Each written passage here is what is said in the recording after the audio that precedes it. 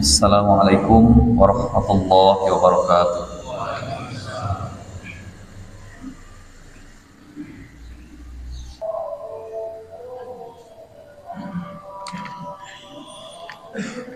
Alhamdulillah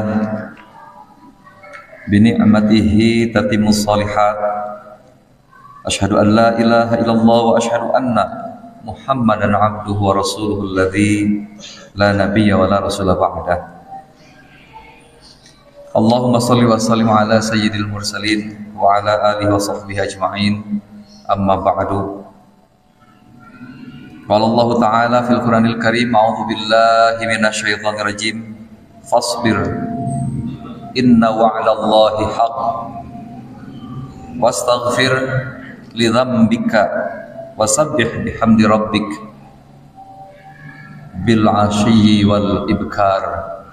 Shadaqallahul azim. Jamaah Jumat rahimakumullah, pada kesempatan yang Allah berikan pada hari ini khususnya, mari kita gunakan untuk taqarrub kepada Allah dengan mencontoh sunnah-sunnah Rasulullah dan mengoptimalkannya dengan ibadah baik mahdhah maupun ghair mahdhah. Pada khutbah ini, khatib ingin menyampaikan beberapa pesan yang diajarkan oleh Rasulullah SAW, baik Al-Quranul Karim maupun hadis-hadis yang menjadi sumber kedua kita di dalam kehidupan, yaitu sunnah Rasulullah SAW. Ada satu doa yang selalu kita pinta kepada Allah Subhanahu wa Ta'ala. Kata-katanya mungkin tidak terlalu banyak, tetapi kemanfaatan dari permintaan kita kepada Allah Subhanahu wa Ta'ala agar terhindar dari kecelakaan diri maupun membahayakan orang lain, dan juga kita terpapar oleh godaan syaitan. Kalimat dari doa tersebut adalah Allahumma inni a'udzubika min syarri wa syarri syaitanin wa syirkihi wa syarokih. Allahumma ya Allah, inni a'udzubika, sesungguhnya aku memohon perlindungan kepadamu, min syarri, dari kejelekanku, dari kejahatan diriku sendiri, wa syarri syaitanin, dan dari kejahatan syaitan, wa syirkihi, yang mengajak kepada kemusyrikan, wa syarokihi, dan langkah-langkah strategi syaitan untuk menggoda manusia sehingga celaka di dunia dan di akhirat kelak. Penempatan dari doa ini kita mendengar tadi adalah min syarri, ya Allah, aku berlindung kepada Engkau dari kejahatan diriku. Apa di antara penjelasan yang berkaitan dengan kejahatan diri dan kita memohon perlindungan kepada Allah Subhanahu wa Ta'ala? Yang pertama adalah kebiasaan melakukan al-fujur, al-ma'ashi, yaitu kita berlindung kepada Allah Subhanahu wa Ta'ala dari merasa nyaman, nikmat dan tumakninah melakukan maksiat kepada Allah Subhanahu wa Ta'ala. Selain dari al-fujur, juga adalah penyakit hati, di mana penyakit tersebut juga disinyalir oleh Al-Quranul Karim, yaitu penyakit syuhbun. Syuhbun adalah penyakit kikir, dan istimewanya adalah kikir kepada diri sendiri. Padahal Allah Subhanahu wa Ta'ala telah memperingatkan kepada kita semuanya, wattaqus suhha, takutlah kalian kepada kekikiran diri, fa innahu, sesungguhnya orang yang kikir itu ahlaka man kana qablakum, dibinasakan, dicelakakan dan dihancurkan oleh Allah Subhanahu wa Ta'ala di generasi-generasi sebelum kita ini. Kemudian penjelasan siapakah mereka sebetulnya yang kikir kepada diri sendiri adalah mereka yang ketika dipanggil dengan hayya 'alas shalah oleh muadzin, Padahal mereka adalah perpanjangan dari lisan-lisan atau dari panggilan Allah Subhanahu wa taala, hayya 'alas shalah, hayya 'alal falah, hayya 'alas shalah. Betapa Allah Subhanahu wa taala ingin menyapa kita di setiap waktu salat, di setiap waktu untuk bertemu dengannya, tetapi tidak kunjung datang. Itulah orang yang kikir kepada dirinya sendiri. Jadi di satu sisi mereka adalah orang-orang yang merasa senang melakukan kemaksiatan, di sisi lain mereka tidak memberikan kesempatan dirinya untuk selamat, yaitu dengan melaksanakan sholat dan tidak mengeluarkan zakat. Dan kemudian hadirin jamaah Allah Subhanahu wa taala, setelah doa tersebut yang berkaitan dengan diri dan betapa bahayanya diri kita tersebut apabila memiliki kebiasaan kemaksiatan dan apabila memiliki hati yaitu kekikiran, maka kemudian secara eksternal kita juga mendapatkan godaan dari syaitan. Maka permohonan kita kepada Allah selain dari meminta dijauhkan dari kejahatan diri, juga kita meminta wasyarri syaitanin. Ya Allah, aku berlindung kepada Engkau dari kejahatan syaitan. Wasyirkihi, ajakan atas kemusyrikan, ajakan atas mensyirikatkan Engkau ya Allah, wasyarokihi, dan langkah-langkah atau strategi setan di mana ia akan melalaikan manusia. Hadirin jemaah Allah Subhanahu wa taala, kalau tadi kita petik dua saja mengenai kejahatan diri, tetapi kejahatan setan atau ajakan setan kepada kita luar biasa, langkah-langkahnya sangat banyak. Padahal Al-Quran juga atau Allah pada hakikatnya telah memberikan wasiat kepada kita, wala tattabi'u khutuwatis syaitan innahu lakum aduwwum mubin. Apa saja kira-kira langkah-langkah setan itu? Yang pertama adalah membisikkan kepada hati kita agar kita tarkut taati wal ibadah, agar kita meninggalkan ketaatan kepada Allah, agar kita meninggalkan ibadah kepada Allah. Jumat adalah hari besar umat Islam. Idul Fitri, Idul Adha dikatakan sebagai sunat, tetapi Jumat bahkan mandinya pun wajib. Al-ghuslu yaumal jumu'ati hakun wajibun al kulli muhtalimin. Sekalipun dalam konteks ini tidak sama kewajiban tersebut seperti halnya saum, tetapi betapa dianjurkannya kita untuk mandi pagi, untuk mandi Jumat, karena Jumat adalah hari raya kita, hari besar kita. Sementara syaitan membisikkan kepada kita untuk tarkut taati wal ibadah, menganggap biasa kepada Jumat, menganggap biasa kepada hari Jumat, sehingga meninggalkan kewajiban yang sangat sakral ini. Maka kemudian ada satu pernyataan, cukuplah seseorang kharij anil Islam kalau ia meninggalkan Jumatan sebanyak 3 kali berturut-turut tanpa ada uzur syar'i, ada uzur yang ditoleransi oleh Nabi atau oleh Ilahi Rabbi.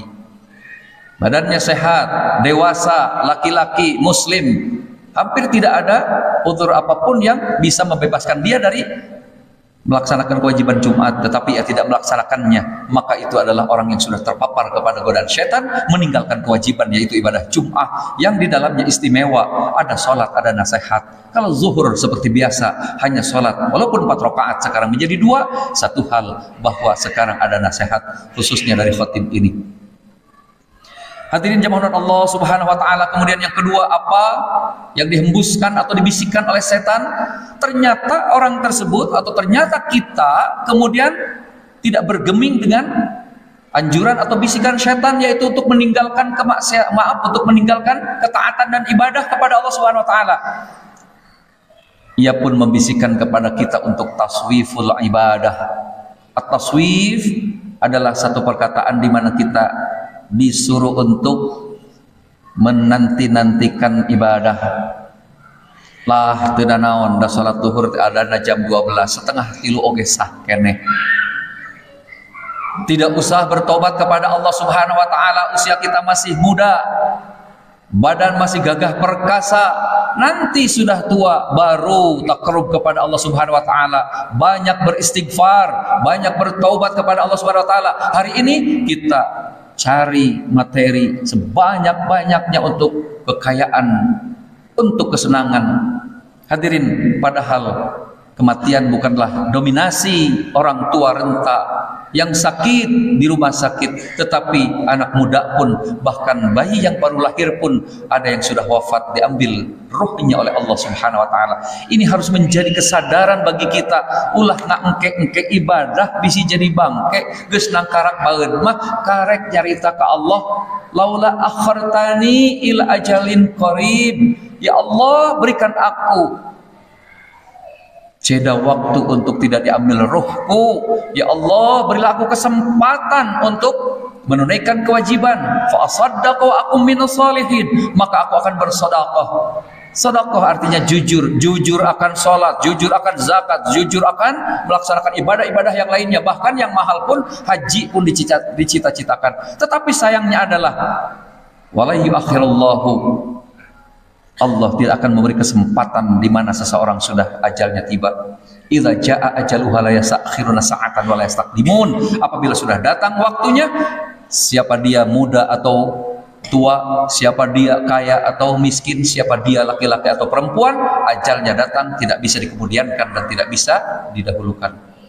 Nah, itu harus menjadi dorongan bagi kita, motivasi bagi kita untuk selalu taqarrub kepada Allah Subhanahu wa taala, mastata'na.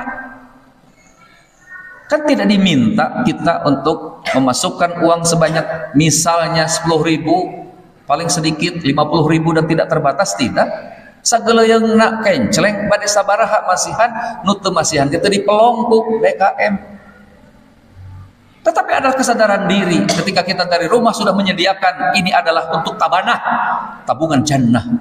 Maka kalau kita ingin membeli surga, walaupun memang tidak terbeli dalam konteks nominal, kita sudah mencita-citakannya untuk mendapatkan surga dari Allah Subhanahu wa taala, yaitu dengan amal badanian, salat Jumat, amal malian, yaitu dengan memberikan sejumput rezeki kita yang memang adalah diantaranya bukan hak milik kita untuk diberikan kepada orang lain atau untuk kesejahteraan masjid atau masjid-masjid, yaitu Baitullah, rumah-rumah Allah Subhanahu wa taala. Hadirin jemaah Allah Subhanahu wa taala. Kemudian yang ketiga, apabila seseorang ia tetap ada dalam ketaatan, apabila kemudian ia digoda oleh syaitan untuk taswiful ibadah, mengemudiankan hal-hal yang bersifat kebaikan, hal-hal yang bersifat kemaslahatan, tetapi tidak bergeming si hamba tersebut, maka khutuwat asyaitan, strategi yang ketiga yang dilakukan oleh syaitan adalah justru ia menghembus-hembuskan untuk terburu-buru kepada seseorang melaksanakan ibadah. Tetapi sayangnya di sini bukan berarti syaitan mensupport kita, mendukung kita untuk beribadah kepada Allah Subhanahu wa taala, sehingga di dalam keterangan agama dikatakan al-ajalatu minasyaiton, terburu-buru itu adalah pekerjaan atau karakteristik syaitan. Nah, apa yang dimaksudkan dalam hal ini? Tadi lenglek teu meunang, ayeuna geuning rurusuhan teu meunang. Ternyata yang dimaksudkan dari penjelasan poin ketiga dari langkah setan itu adalah ketika kita di rumah ingin segera melaksanakan ibadah Jum'ah. Ketika melaksanakan ibadah Jum'ah, kita sedang mendengarkan nasihat, ingin sholat. Ketika sedang sholat, kita sudah ingin wiridan. Ketika kita wiridan, sudah ingat kepada pekerjaan. Ketika bekerja, kita sudah ingin pulang. Hakikatnya adalah setan membuat kita terburu-buru dan tidak khusyuk, dan kemudian kita tidak tumakninah, padahal syarat dari ibadah itu adalah tumakninah. Termasuk rukun sholat adalah tumakninah. Nah, haja diburu-buru teh teng ingat kadi itu, karena memang ketika seseorang berwudu berlama-lama menghabiskan air, di situ dia terpapar dengan setan yang bernama walhan atau walahan. Apa itu walhan? Apa itu walahan? Artinya adalah bingung, artinya adalah linglung. Maka orang yang terus berlama-lama di jamban, ia akhirnya tertinggal berjamaah. Setelah tertinggal berjamaah, ia pun datang ke masjid, dan ketika di masjid berganti setannya yang kedua yang bernama khanzab atau khinzib. Ia pun bertengger atau duduk di pundak-pundak setiap kita di setiap sholat urang sadayana, di sebelah kiri, sehingga bacaan kita lupa, sehingga rokaat kita lupa, sehingga kita tidak khusyuk untuk menyebutkan kata-kata firman Allah atau surat-surat di dalam Al-Quran. Nah, kalau demikian ada resep yang diberikan oleh Rasulullah SAW, di mana ia harus berta'awudz. Walaupun dia sedang membaca surat, kemudian ia lupa bacaan tersebut, kemudian menyatakan a'udzubillahi minasyaiton, berlindung diri kepada Allah Subhanahu wa taala dari syaitan yang dikutuk, kemudian ia menoleh ke sebelah kiri dan ia pun meniupkan sebanyak 3 kali. Untuk apa? Sebagai salah satu di mana ini adalah sunnah Rasulullah SAW. Yang kedua untuk menepis keraguan tersebut. Kalau kemudian kita lupa berapa rakaat yang kita lakukan sehingga kita bingung untuk memikirkannya, Rasulullah menyatakan fal yatrahi syakka wal yabni ala mastaikona, tinggalkan, buang jauh-jauh ketidakingatan kita terhadap rakaat, wal yabni ala mastaikona, tetapkan geus tilu, maka nanti sebelum berakhir sholat kita menambah 1 rakaat dan sujud sahwi. Itu sebagai perlawanan kita terhadap syaitan dan bisikannya, juga langkah-langkahnya. Barakallahu li wa lakum.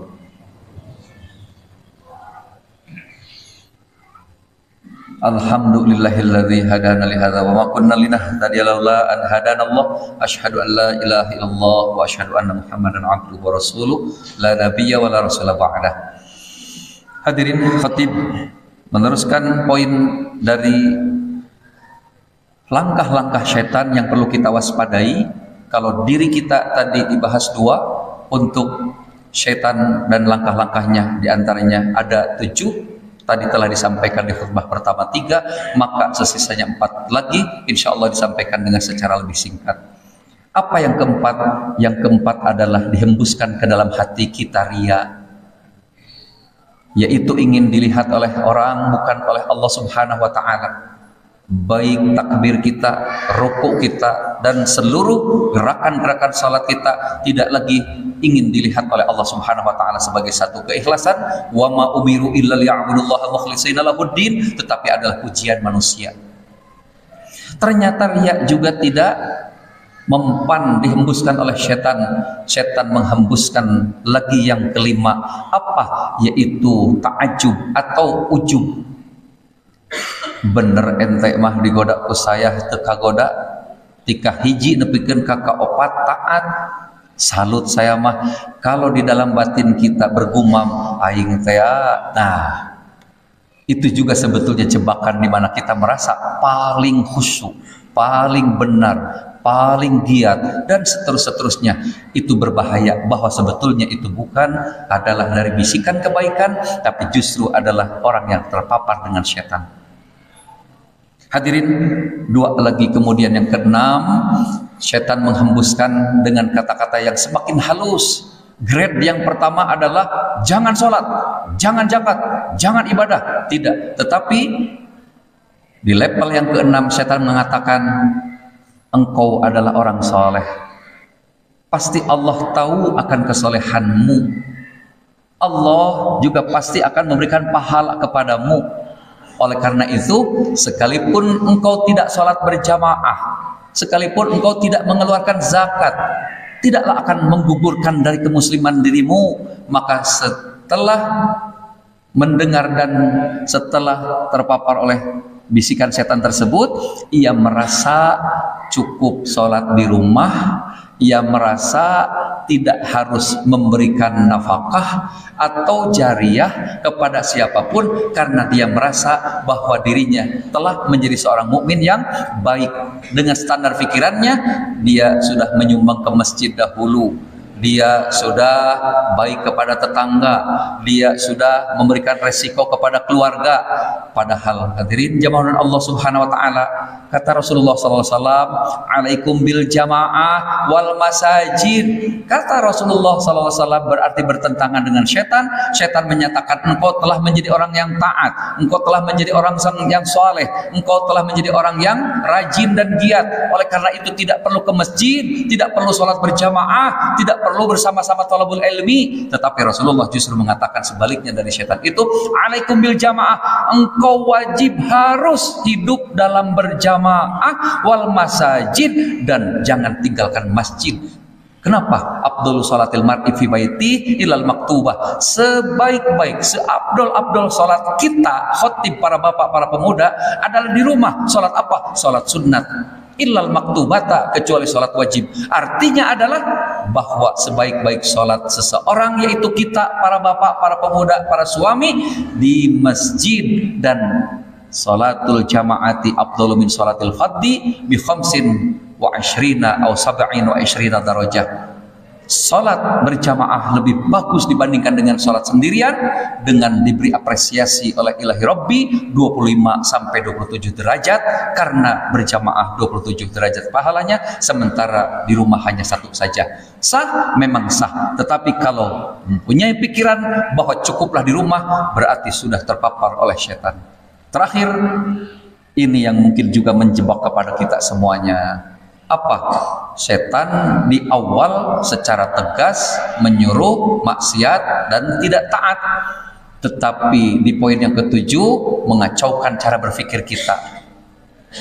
Ya, ari anjeun sakitu getolna salat, sakitu lobana ngaluarkeun zakat, kaditu kadieu sedekah infak, emang jadi ahli surga kitu ente? Emang geus yakin gitu cek Allah baheula geus dicatat di Lauhil Mahfuz sebagai ahli surga? Kan tidak tahu ya. Nah, daripada engkau mengeluarkan dana banyak, daripada harus bangun di malam hari melakukan tahajud, harus melakukan saum di bulan Ramadan, ternyata Allah dulu mencatat kita ahli neraka, kan rugi ya. Nah, itulah bisikan setan. Maka kalau orang tersebut tergoda, terpapar pikiran dan hatinya, sugan we teu ibadah oge, ai ceuk Allah baheula pi surgaeun mah tetep we ka surga. Itu adalah pemikiran yang salah dan itu sudah tergoda oleh setan laknatullah. Demikian yang dapat disampaikan. Mudah-mudahan kita lebih waspada, walaupun kepada diri bukan mewaspadai apa yang baik, tetapi kita jauhkan dari sifat-sifat yang buruk, enjoying atau menikmati kemaksiatan dan kedurhakaan. Yang kedua, sehingga tidak bisa memenuhi panggilan Allah Subhanahu wa taala, adalah padahal itu kekikiran yang sebenar-benarnya bagi diri seseorang. Kemudian yang 7 tadi, mudah-mudahan menjadi penambah referensi di mana kita agar terus bisa takarrub kepada ilahi Rabbi dan mencontoh kepada Nabi Muhammad sallallahu alaihi wasallam. Hadirin, mari kita akhiri khutbah ini dengan berdoa bersama-sama. Allahumma shalli wa sallim ala Muhammad. Bismillahirrahmanirrahim. Allahumma inna nas'aluka salamatan fid din wa afiatan fil jasadi wa ziyadatan fil ilmi wa barakatan fil rizqi wa taubatan qablal maut wa rahmatan indal maut wa maghfiratan ba'dal maut. Allahumma hawwin 'alaina fi sakaratil maut wan najata minan nar wal afa inal hisab. Rabbana la tuzigh qulubana ba'da idh hadaitana wa hab lana min ladunka rahmah innaka antal wahhab. Rabbana atina fid dunya hasanah wa fil akhirati hasanah wa qina adzabannar. Wassalamualaikum warahmatullahi wabarakatuh.